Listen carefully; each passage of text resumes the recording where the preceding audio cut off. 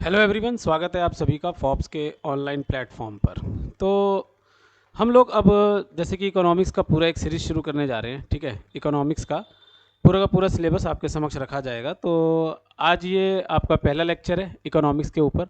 This is lecture number 1 and आज हम economics से रिलेटेड इंट्रोडक्शन पॉइंट जो है सो मेनली रखेंगे। ठीक है ना, परिचय भाग हम मेनली रखेंगे।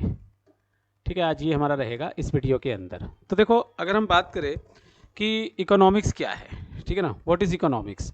तो देखो, सिंपल सी बात है कि ना, हमारे पास रिसोर्सेस हैं या किसी भी देश के पास कुछ रिसोर्सेस होते हैं, कुछ स्रोत होते हैं। ठीक है, देखो तो क्या है कि कोई भी कंट्री इन रिसोर्सेस का, क्योंकि देखना एक चीज़ की ना, ये जो रिसोर्सेस होते हैं ये लिमिटेड अमाउंट में होते हैं, ये सीमित मात्रा में होते हैं। ऐसा तो नहीं है कि ये असीमित है, जितना मर्जी आप इसे यूज़ कर लो, समाप्त है, लिमिटेड है। ठीक है ना, तो इन लिमिटेड रिसोर्सेज को हम कितना अच्छे से अच्छा ह्यूमन के लिए यूज़फुल बना सके। ठीक है ना, हम इन लिमिटेड रिसोर्सेज को कितना अच्छे से अच्छा ह्यूमन के लिए यूज़फुल बना सके कि हम ह्यूमन के कि हम ह्यूमन के ज़रूरतों को, नीड को पूरा कर सके।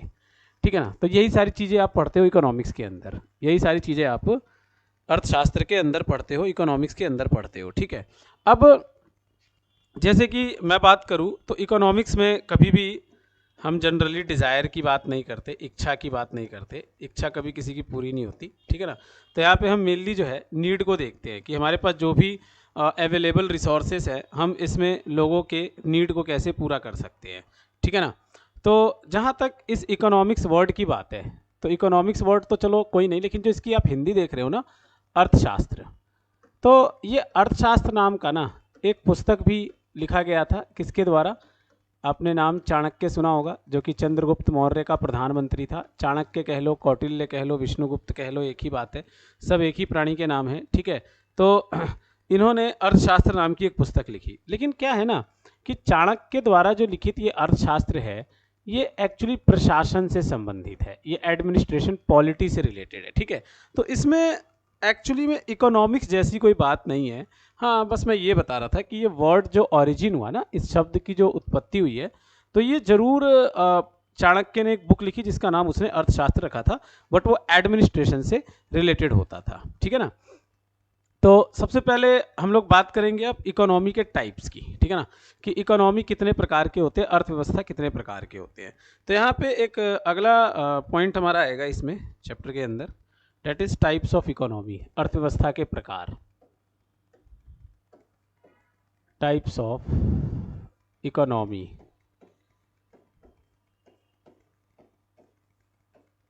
अर्थव्यवस्था के प्रकार।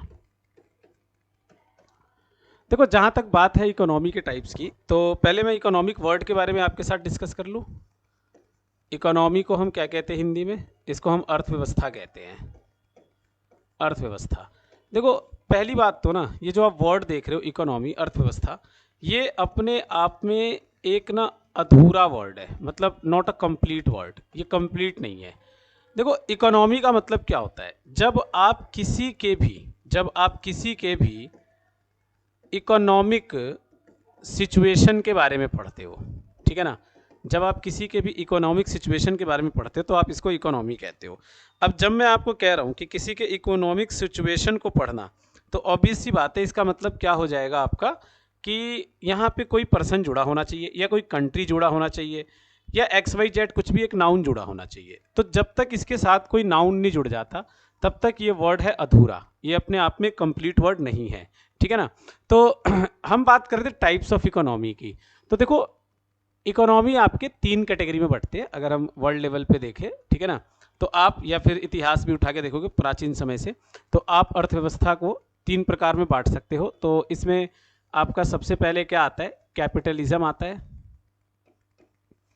जिसको आप हिंदी में पूंजीवादी अर्थव्यवस्था कहते हैं। ठीक है, दूसरा जो आता है इसमें, वो आता है स्टेट इकोनॉमी, जिसको आप राज्य अर्थव्यवस्था कहते हो। ठीक है, और तीसरा इसमें आता है मिक्स्ड इकोनॉमी, जिसे आप मिश्रित अर्थव्यवस्था कहते हो। तो तीनों को ही समझेंगे कि इन तीनों में क्या क्या चीज़ें आती हैं, या फिर ये तीनों अर्थव्यवस्था होती क्या है इनको हम समझेंगे, ठीक है। तो पहले क्या करते हैं कि कैपिटलिज्म को पढ़ते हैं, ठीक है ना। पहले हम लोग पूंजीवादी अर्थव्यवस्था को समझते हैं कि ये होता क्या है। तो हमारा अगला पॉइंट है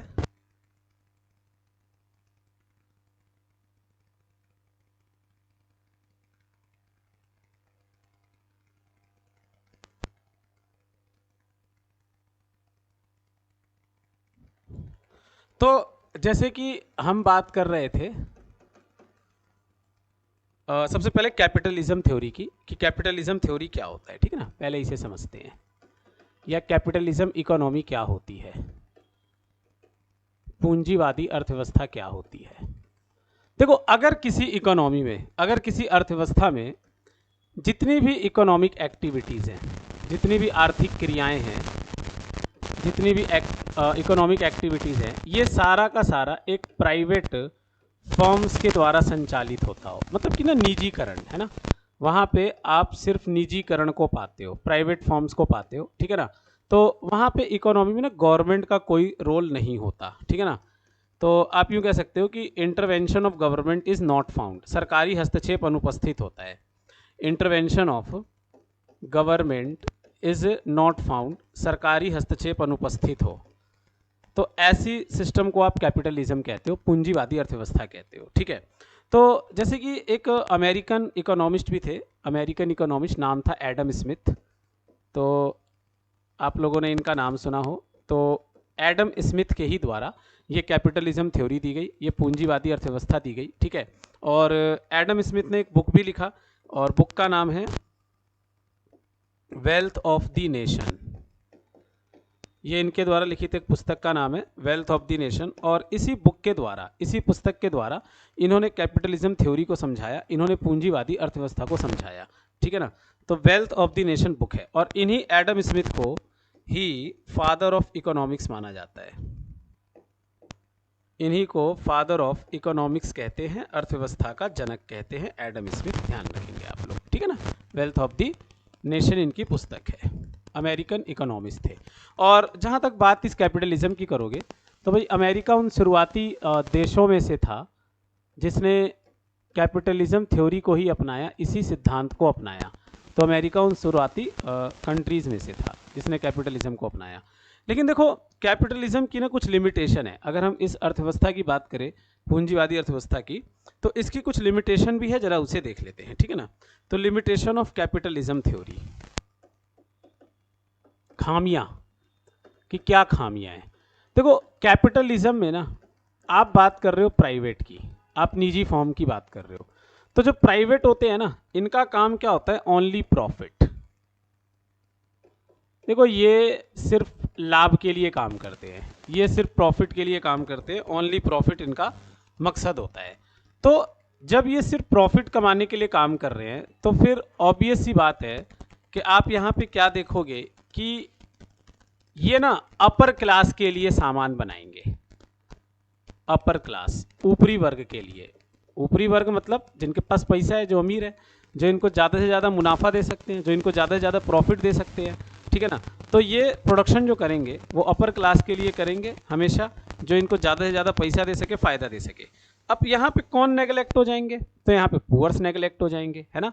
तो पुअर्स के लिए कोई प्रोडक्शन करने वाला होगा नहीं, तो पुअर्स आर नेगलेक्टेड, गरीब नज़रअंदाज हो जाएंगे। उनके लिए भी कोई प्रोडक्शन के लिए होना चाहिए, उनके लिए भी कोई उत्पादन के लिए होना चाहिए, ठीक है ना। तो प्राइवेट में पुअर्स जो होते हैं वो नेगलेक्ट हो जाते हैं, ये सबसे बड़ी खामी है। दूसरा यहाँ पे खामी क्या देखोगे आप कैपिटलिज्म थ्योरी के अंदर, और क्या आप कमियाँ पाओगे कि देखो, कैपिटलिज्म थ्योरी में ना आप वेलफेयर नहीं देखते, कल्याण की कोई बात नहीं होती यहाँ पर, ठीक है ना। वेलफेयर की, थोड़ा सा एम्प्लॉयमेंट वगैरह पे फोकस किया जाए, रोजगार पे कोई ध्यान नहीं होता निजी फर्म्स का। ये एसेट्स इकट्ठा जरूर करेंगे, अपनी पूंजी को जरूर बढ़ाएंगे, एसेट जरूर इकट्ठा करेंगे, बट एम्प्लॉयमेंट पे इनका कोई खास फोकस होता नहीं है। और तीसरी बात कि ना, जो कैपिटलिज्म होता है वो इनइक्वालिटी को बढ़ावा देती है, असमानता को बढ़ावा देती है। तो कैपिटलिज्म थ्योरी से मतलब कि इस अर्थव्यवस्था में असमानता ज़्यादा देखी जाती है, इनइक्वालिटी ज़्यादा देखी जाती है। तो ये सारे के सारे इसके लिमिटेशन हो जाते हैं, ठीक है ना। तो ये आपका हो गया कैपिटलिज्म थ्योरी और उसका लिमिटेशन। अब हम आते हैं स्टेट इकोनॉमी पे। अब हम बात करेंगे राज्य अर्थव्यवस्था के बारे में।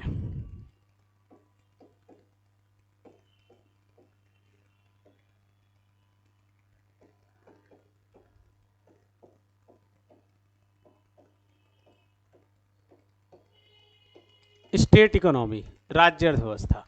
देखो यहाँ पे आप क्या पाओगे कि जो भी इकोनॉमिक एक्टिविटी होती है, जो भी आपका आर्थिक गतिविधियाँ होता है, ये सब किसके हाथों में होता है? गवर्नमेंट के हाथ में। यहाँ पे सारी चीज़ें सरकार के हाथों में होती है, जितनी भी आर्थिक क्रियाएं होती है गवर्नमेंट के हाथ में होती है। तो यहाँ पे आप क्या नहीं पाओगे? यहाँ पे आपको क्या नहीं मिलेगा? प्राइवेटाइजेशन या प्राइवेट फॉर्म्स आपको नहीं पाए जाएंगे इधर, ठीक है ना। अगर आप प्राइवेट फॉर्म्स की बात करोगे, निजीकरण यहाँ पे अनुपस्थित होगा, ये चीज़ यहाँ पे नहीं पाया जाएगा, ठीक है ना। तो देखो स्टेट इकोनॉमी जो है, इसको आप सेंट्रली प्लान्ड इकोनॉमी भी कहते हो। गवर्नमेंट के द्वारा है सारी चीज़ें, सरकार के द्वारा है सारी चीज़ें, तो इसीलिए इसको सेंट्रली प्लान्ड इकोनॉमी भी कहा जाता है। तो इसकी हिंदी क्या होगी? केंद्रीय नियोजित अर्थव्यवस्था। केंद्रीय नियोजित अर्थव्यवस्था, इस नाम से भी इसे जाना जाता है। तो एक रशियन इकोनॉमिस्ट थे, काफ़ी फेमस नाम था, कार्ल मार्क्स। सोशियोलॉजिस्ट भी थे, साथ ही इकोनॉमिस्ट और सोशियोलॉजिस्ट दोनों थे, कार्ल मार्क्स। तो इन कार्ल मार्क्स ने ही मतलब ये कार्ल मार्क्स जो है, इन्होंने एक बुक लिखी, इनके बुक का नाम है दास कैपिटल। दास कैपिटल नाम की एक पुस्तक है। तो इसी बुक के द्वारा इन्होंने स्टेट इकोनॉमी को सपोर्ट किया, ठीक है ना। He was the supporter of state economy. जो आपके कार्ल मार्क्स है, ये इसी प्रकार की अर्थव्यवस्था के समर्थक थे। ऐसा है ना, देखो कार्ल मार्क्स ना लेबर वर्ग को काफ़ी ज़्यादा सपोर्ट करते थे, श्रमिक वर्ग को काफ़ी ज़्यादा सपोर्ट करते थे। अब इनका यही मानना था कि स्टेट इकोनॉमी होगी तो ही लेबर क्लास का उत्थान हो पाएगा, अदरवाइज प्राइवेट फॉर्म में तो एक्सप्लॉयटेशन ही देखा जाता है अक्सर कैपिटलिज्म में, ठीक है ना। तो ये इसलिए इस अर्थव्यवस्था को सपोर्ट करते थे कार्ल मार्क्स, स्टेट इकोनॉमी को। लेकिन देखो अगर हम बात करें लिमिटेशन की, तो भाई लिमिटेशन तो यहाँ भी है, ठीक है ना, कहीं कहीं लिमिटेशन तो यहाँ भी है। अब लिमिटेशन यहाँ पे क्या है? जैसे कि अगर आप बात करोगे स्टेट इकोनॉमी की, तो स्टेट इकोनॉमी में प्रोडक्शन में आपका क्वालिटी बहुत मैटर करता है कि लेस क्वालिटी की चीज़ें हो जाती है। आप जानते हो गवर्नमेंट के द्वारा प्रोडक्शन होता है, तो कई बार आपको क्वालिटी से कॉम्प्रोमाइज़ भी करना पड़ सकता है, ठीक है ना। जैसे हमारे यहाँ पे 1990s के शुरुआत में जो इकोनॉमिक क्राइसिस आया, जो फाइनेंशियल क्राइसिस संकट देखने को मिला, तो हम कहीं ना कहीं स्टेट इकोनॉमी ही अपनाया था हमने स्वतंत्रता के बाद। और क्वालिटी ना होने की वजह से एक्सपोर्ट नहीं होता था, है ना, कंपटीशन नहीं होता था, तो क्वालिटी बेकार होती थी, जिसकी वजह से धीरे धीरे अर्थव्यवस्था और ख़राब होती चली गई हमारी, ठीक है ना। तो एक तो क्वालिटी, दूसरा आप जानते हो कि टाइम कंज्यूमिंग भी बहुत होता है, ठीक है ना, टाइम कंज्यूमिंग भी बहुत ज़्यादा होता है। ओके, तो ये आपके लिमिटेशंस आ जाते हैं स्टेट इकोनॉमी के अंदर, ठीक है। इसके बाद रशिया उन शुरुआती देशों में से था जिसने इसी प्रकार की अर्थव्यवस्था को अपनाया। रूस ने स्टेट इकोनॉमी को ही अपनाया, राज्य अर्थव्यवस्था को। फिर स्टेट इकोनॉमी के बाद जो अब आपका अगला आता है, डेट इज मिक्स्ड इकोनॉमी। अब हम बात करेंगे मिश्रित अर्थव्यवस्था की। Next point is mixed economy, मिश्रित अर्थव्यवस्था।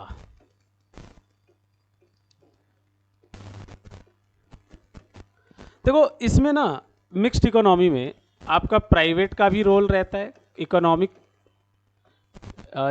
से रिलेटेड जो चीज़ें होती है वो प्राइवेट के हाथ में भी होती है, प्राइवेट के हाथ में भी प्रोडक्शन होता है, और साथ ही सरकार भी प्रोडक्शन करती है, सर्विसेज देती है। तो गवर्नमेंट और प्राइवेट दोनों मिलकर जब अर्थव्यवस्था को चलाते हैं, आर्थिक क्रियाओं को चलाते हैं, तो that is called mixed economy, ठीक है ना। तो इस मिक्स्ड इकोनॉमी की अगर आप बात करोगे तो यूरोप से ही इसकी शुरुआत हुई, ठीक है ना। और वर्ल्ड बैंक का कहना है, वर्ल्ड बैंक भी कहता है कि ये बेस्ट इकोनॉमी है, मतलब, ठीक है ना, सबसे अच्छी प्रकार की अर्थव्यवस्था है तीनों में से, बेस्ट टाइप ऑफ इकोनॉमी। ये वर्ल्ड बैंक का कहना है कि तीनों जो आपने पढ़ा उसमें सबसे अच्छी अर्थव्यवस्था है ये, ठीक है। तो मिक्स्ड इकोनॉमी में दोनों का रोल होता है। अब जैसे मैं इंडिया की बात करूँ, इंडिया में भी अब यही है। भारत में भी आप मिश्रित अर्थव्यवस्था को ही देखते हो, यहाँ पे हर चीज़ का प्रोडक्शन सरकार भी कर रही है और प्राइवेट फर्म्स भी कर रहे हैं, ठीक है। लेकिन यहाँ पे ना एक चीज़ मैं आपको बता दूँ कि अभी प्रेजेंट की अगर आप बात करोगे तो प्रेजेंट में ना इंडिया में एटॉमिक एनर्जी, परमाणु ऊर्जा, एटॉमिक एनर्जी, ये ओनली सेक्टर है जो पूरी तरह से गवर्नमेंट के हाथ में है। परमाणु ऊर्जा, परमाणु ऊर्जा के अंदर में आपको प्राइवेट फर्म्स का इंटरवेंशन बिल्कुल देखने को नहीं मिलेगा, ये अभी भी पूरी तरह से गवर्नमेंट के हाथ में है। तो ये एक ऐसा सेक्टर है हमारे यहाँ पे एटॉमिक एनर्जी, वरना आप बाकी कोई भी सेक्टर ले लो इसे छोड़कर आपको हर जगह प्राइवेट गवर्नमेंट दोनों का रोल मिलेगा, दोनों ही प्रोडक्शन करते हैं मिलकर, ठीक है। तो ये चीज़ आपका कहलाया मिक्स्ड इकोनॉमी, ओके। चलो अब हम अर्थव्यवस्था के क्षेत्रकों पे चर्चा करते हैं। नेक्स्ट पॉइंट आता है हमारा सेक्टर्स ऑफ इकोनॉमी।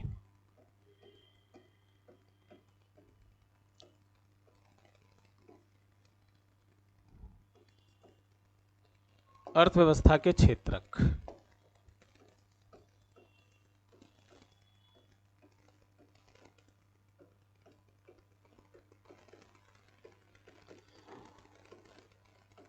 देखो ये ना एक तो जो अर्थव्यवस्था के क्षेत्र को बांटा हुआ है ये प्रोडक्शन के ऊपर बांटा हुआ है, उत्पादन के आधार पर बांटा हुआ है।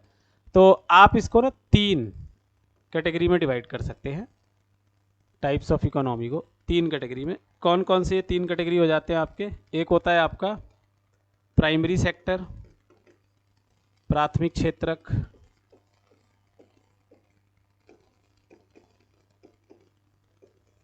प्राथमिक क्षेत्रक। दूसरा हो जाता है आपका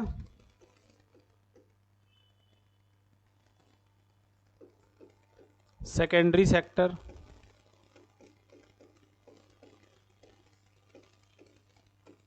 द्वितीय क्षेत्रक, ठीक है। और तीसरा क्या हो जाएगा आपका? तीसरा हो जाएगा सर्विस सेक्टर, इसको हम हिंदी में सेवा क्षेत्रक कहते हैं। तो जरा देखें कि ये सेक्टर्स क्या होते हैं, इनमें कौन सी चीज़ें होती है। देखो अगर आप प्राइमरी सेक्टर की बात करोगे तो यहाँ पे 2 चीज़ ध्यान रखेंगे कि यहाँ पे जो भी आपको मिलता है ना वो एक तो रॉ मटेरियल के रूप में यूज़ होता है, कच्चा माल, ठीक है, रॉ मटेरियल के रूप में यहाँ पे यूज़ किया जाता है, कच्चा माल। तीसरा ये जो भी आपको मिलता है ना ये नेचुरल होता है, प्राकृतिक, ठीक है। यहाँ पे आपको जो कुछ भी चीज़ें मिल रही हैं डेट इज़ नेचुरल हैं, ये चीज़ें प्राकृतिक है, प्रकृति से प्राप्त हुआ है हमको, ठीक है। तो अब जैसे कि एग्जाम्पल देख लेते हैं, उदाहरण भाई जैसे एग्रीकल्चर इसी में आ जाएगा, ठीक है। जैसे कि माइनिंग इसी में आ जाएगा, खादान, कृषि, है ना, और